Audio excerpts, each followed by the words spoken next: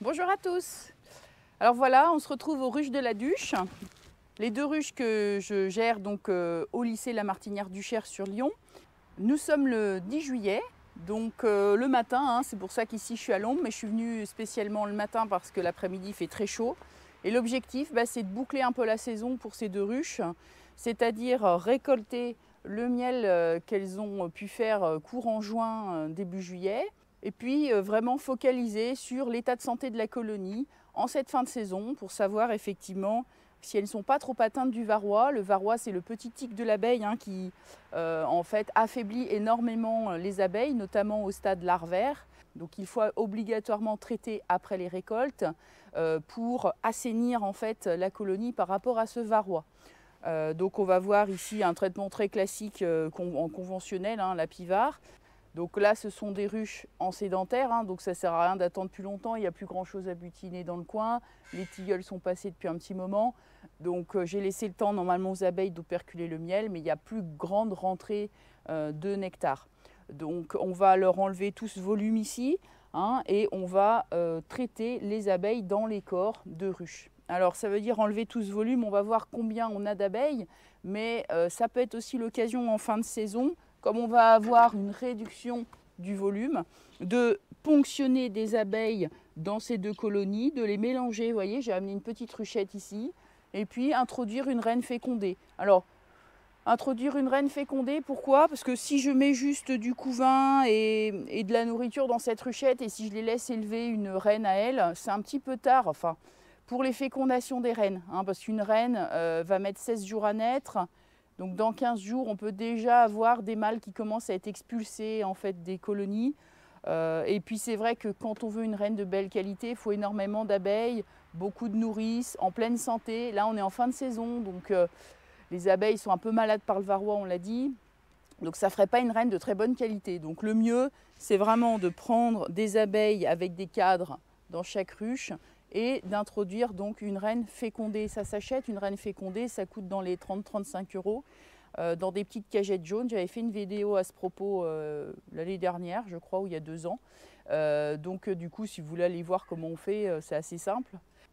Et donc du coup, ça permet de ne pas perdre d'abeilles, parce que là, comme on va retirer 2 hausses, ça fait quand même un gros volume, on va diminuer par 2 le volume. Et ça évite d'avoir des abeilles qui n'ont plus rien à faire et qui s'ennuient. Donc on utilise nos abeilles de fin de saison pour créer un essaim. Et donc ça permet aussi d'assurer, du coup ici au lieu d'hiverner 2 colonies, je vais en hiverner 3. Et si j'ai une qui meurt dans l'hiver, j'en aurai toujours 2 en début de printemps. On va également s'assurer de l'état des réserves. Donc regarder en fait s'il y a suffisamment de miel dans le corps, puisqu'on va récolter le miel des hausses. Et on va aussi s'assurer qu'il y a assez de pollen. Alors le pollen, c'est très important pour l'élevage des larves, pour que les larves soient bien nourries. Si les larves sont bien nourries, alors on aura des belles abeilles. Donc pourquoi se préoccuper de tout ça? Donc là, on va assainir la colonie, on va s'assurer d'avoir des bonnes réserves de nourriture, pollen et miel, donc protéines et sucre. Pourquoi? Pour que les prochaines abeilles qui vont naître dans ces colonies soient en pleine forme. Donc ce sont des abeilles qui vont vivre qu'une quarantaine de jours, mais qui vont être potentiellement aussi les abeilles qui vont prendre en charge les futures larves. Et les futures larves, vous savez que quand on avance en saison, elles vont préparer l'hivernage, les abeilles, on va les accompagner vers ce processus. Et en fait, elles vont commencer à élever des abeilles différentes des abeilles d'été. Donc des abeilles qui vont être plus grasses, qui vont avoir plus de corps gras, plus dodues, donc mieux nourries, pour pouvoir tenir l'hiver, puisque l'hiver, les abeilles vont pouvoir vivre jusqu'à 3 mois. Donc c'est pas du tout les mêmes types d'abeilles qui naissent et qui vont du coup vivre l'hivernage que les abeilles qui vont naître au printemps, au courant d'été et qui vont vivre la saison classique avec une quarantaine de jours en espérance de vie. Donc ça c'est très important. Si vous avez des abeilles malades, vous n'aurez jamais d'abeilles d'hiver de bonne qualité. Si vous n'avez pas assez de nourriture, les abeilles d'hiver ne seront pas de bonne qualité non plus. Et vous allez retrouver en sortie d'hiver avec une colonie qui a de la réserve, parce que vous aurez pensé au miel, mais vous n'aurez pas pensé aux protéines pendant l'été. Et du coup, vous allez avoir une colonie, il y a du miel, pas de souci. Vous avez traité pour le varroa et vous n'avez plus d'abeilles dans la colonie. Bah oui, vos abeilles, en fait, elles n'avaient pas été suffisamment bien nourries pendant leur stade larvaire. Elles n'étaient pas assez grasses et elles n'avaient pas, du coup, une espérance de vie suffisante pour tenir l'hiver. Donc une ruche en sortie d'hiver, vide d'abeilles, avec du miel, sur laquelle vous avez fait des traitements, a priori, ça peut être aussi un problème justement, soit de traitement trop tardif du varroa. Si vous faites vos traitements en septembre, c'est trop tard. Soit un manque de pollen à un moment donné aussi dans la ruche, de nourriture, peut-être aussi de miel, hein, donc de nectar, mais vous n'avez pas des abeilles de belle qualité. Donc là, l'objectif pour ceux qui font de l'apiculture, on va dire en sédentaire, les transhumances, on n'en parle pas ici, hein, vos colonies, ça ne sert à rien de laisser plus longtemps les hausses. Occupez-vous de la santé de vos abeilles, varroa, nourriture, pour assurer un bel hivernage. Allez, on regarde ça ensemble.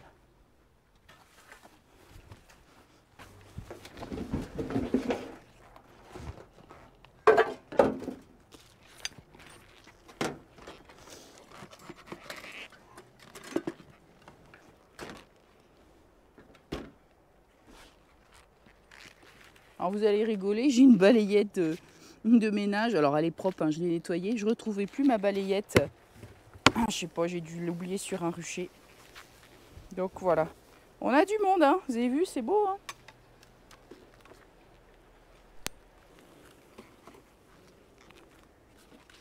On va voir, hein. On va déjà récolter tout ça.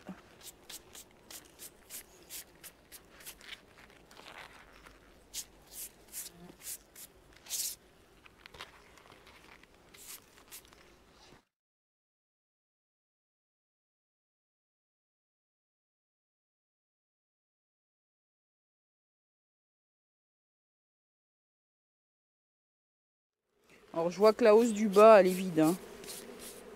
Parce que moi je mets la hausse, la numéro 2, en général entre le corps et la première hausse. Et je peux vous dire déjà que la hausse du bas est vide.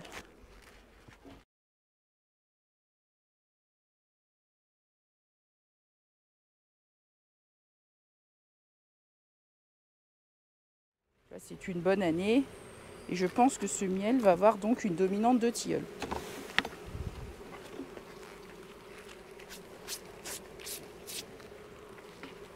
C'est joli là. Donc, je vais retirer cette hausse. Voilà, donc vous voyez, dans cette hausse là, c'est vide, hein. Donc, cette hausse là, je vais la retirer tout simplement, la mettre à l'arrière. Un petit peu enfumé, on va visiter donc l'intérieur de cette colonie. Hop. Vérifier donc qu'il y a de la nourriture, trouver la reine, vérifier que la reine est toujours bien présente. Donc là c'est une reine 2021. Voilà, donc là du miel, vous voyez, elles en ont. J'ai retiré une hausse, mais là elles ont du miel en périphérie, c'est pas sec. Vous voyez, donc ça c'est bien. Voilà, déjà il y a un beau cadre de miel.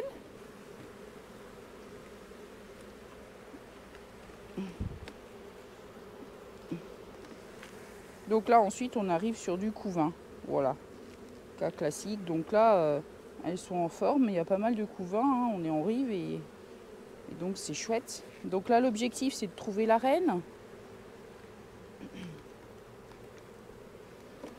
Pour pouvoir récupérer donc justement pour pouvoir récupérer du couvain sans la reine et le mettre dans la petite ruchette que j'ai apportée.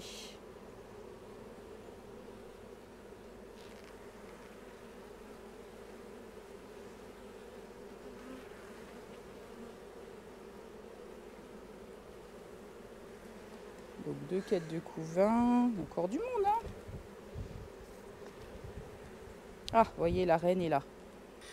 Voilà, la reine est là, superbe. Donc ce cadre-là, je ne vais pas le prendre, je vais le laisser de côté. Mais par contre, je vais prendre les cadres juste après. Alors, le cadre de nourriture, je vais leur laisser ma petite ruchette s'il faut. De toute façon, j'avais amené un cadre de miel, hein, pour la ruchette. Donc la ruchette contient, voilà, une partition chaude, un cadre de miel, et là c'est une cire gaufrée que je vais mettre à la colonie mère. Donc en attendant, je vais juste poser le cadre ici. Donc on a dit, on prend du couvain fermé, ouvert. Alors, si possible, plutôt fermé, puisqu'on va mettre une reine. Il n'y a pas besoin de couvain ouvert ici. On ne veut pas qu'elles élèvent une nouvelle reine. Donc, vous voyez, je vais prendre ce cadre de couvain bien operculé. Ce cadre-là, qu'est-ce que je vais en faire? Il y a du pollen, il y a du couvain ouvert. Oh, je peux leur laisser ça. Je ne vais pas le prendre. Parce que j'ai dit que je voulais du couvain surtout fermé. Donc le cadre où il y a la reine, il est là. On va le rapprocher. Voilà, là il y a du couvain, on a dit.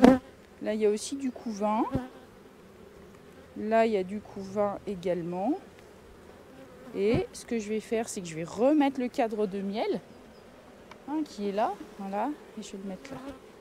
Donc après, ce que je peux faire aussi, c'est secouer des cadres d'abeilles dans la ruchette pour avoir plus d'abeilles dans ma ruchette. Voilà, donc là c'est quoi? Oh, du coup, des mâles.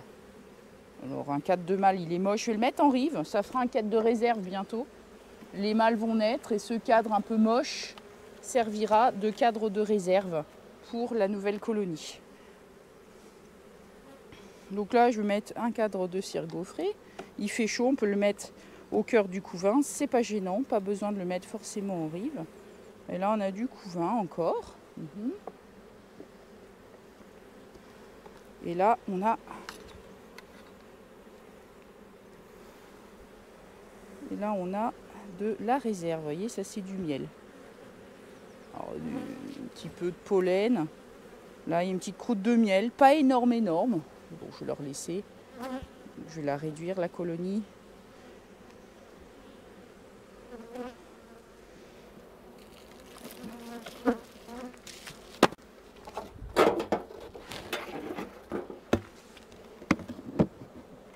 Voilà, donc là, donner un petit coup de fumée.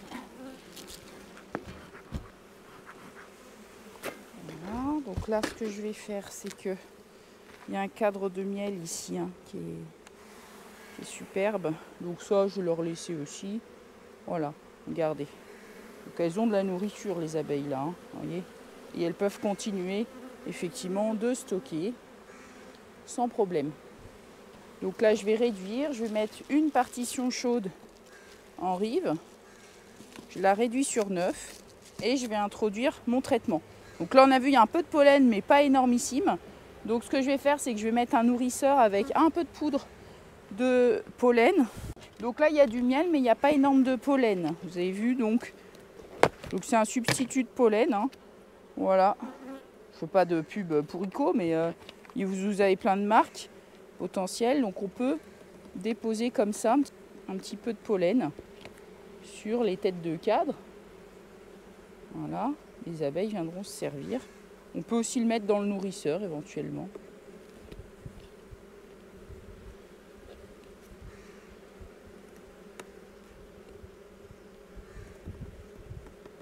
Donc ça, on leur en donne un petit peu une fois par semaine pour renforcer, donc on a dit, la nourriture des larves et donc avoir des larves de belle qualité.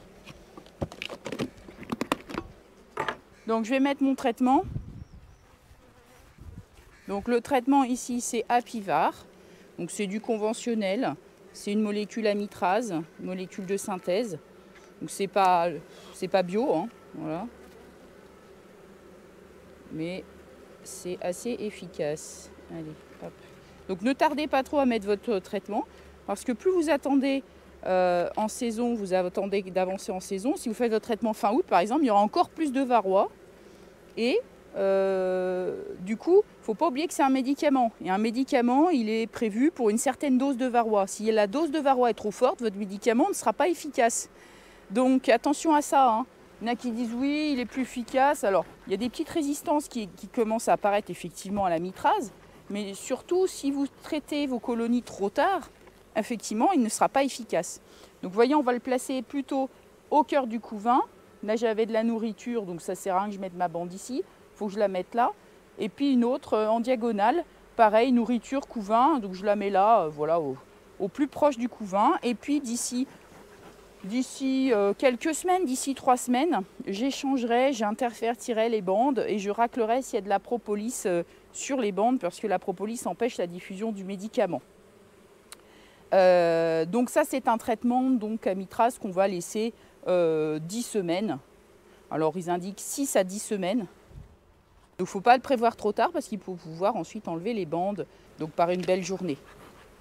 Donc là je vais mettre un nourrisseur, c'est juste pour isoler un petit peu mieux le haut de la ruche. On voit qu'il y a du monde aussi, donc s'il y a trop d'abeilles, si elles ont chaud, elles peuvent aussi se réfugier dans le nourrisseur. Donc c'est pas mal je trouve de mettre ça en fin de saison. Allez hop. On va fermer. Voilà, je vais faire pareil pour l'autre colonie. Ah, juste pour vous montrer la deuxième. Elle est belle celle-là aussi. Hein, donc du beau miel operculé. Je pense qu'il n'y aura qu'une hausse également. On verra s'il y a une deuxième. Ça m'étonnerait quand même. J'ai déjà récolté hein, une partie. Donc là, allez, juste pour le plaisir. Hop.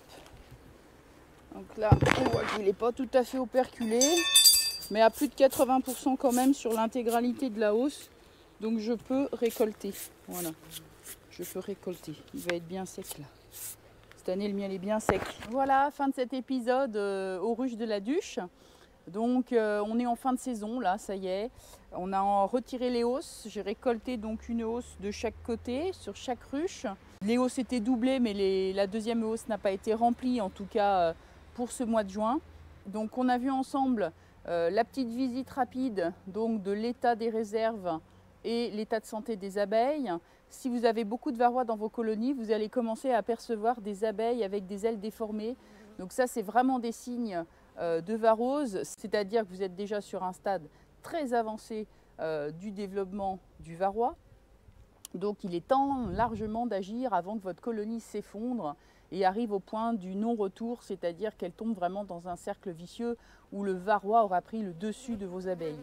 Donc vraiment, soyez vigilants, il est temps de traiter pour des colonies qui sont sédentaires, traiter contre le varroa et s'assurer que les abeilles puissent repartir avec un état de santé bon pour préparer déjà l'hivernage.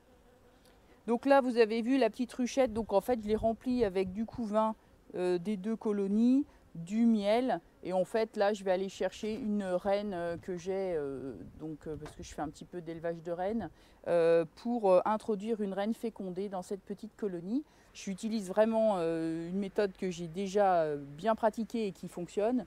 On crée donc la petite ruchette orpheline. 2 heures après, j'introduis la reine fécondée. Donc là, le temps de rentrer chez moi, je vais introduire la reine fécondée dans la petite cagette. Ça va être très très simple. Voilà. Donc ça, je ne vais pas refaire une vidéo à ce sujet. Hein. Vous irez voir la vidéo que j'ai faite il y a 2 ans. Les colonies, là, on va les laisser tranquilles. Moi, je vais pouvoir partir en vacances un petit peu. Et puis ensuite, continuer à veiller sur les abeilles. C'est important. Hein. Là, on est vraiment sur une période clé. Attention aussi aux frelons asiatiques qui peut débarquer à tout moment. Sur ce rucher, j'en ai pas encore vu, mais sur le rucher à mon domicile, il y a déjà quelques frelons asiatiques qui se baladent. Donc piégez-les. Alors bon, c'est un peu tard, hein, ce sont des frelons asiatiques qui sortent des nids, ce sont des ouvrières, donc en fait il va y en avoir de plus en plus. Mais si on peut capturer déjà les premières ouvrières, ça va affaiblir quand même les nids. Donc voilà, il faut mettre en place déjà des pièges à frelons asiatiques si vous en voyez. Allez, courage à tous, bonnes vacances à ceux qui prennent quand même quelques jours. C'est l'été, hein, faut quand même en profiter un peu, se relaxer, c'est important. Et puis là, les abeilles, de toute façon, ça y est, on les a mises aussi un petit peu plus au repos que ce qu'elles n'étaient au mois de mai, au mois de juin. Ça y est, on démarre la préparation à l'hivernage. Allez, je vous souhaite à tous bon courage et à bientôt pour une prochaine vidéo. Salut!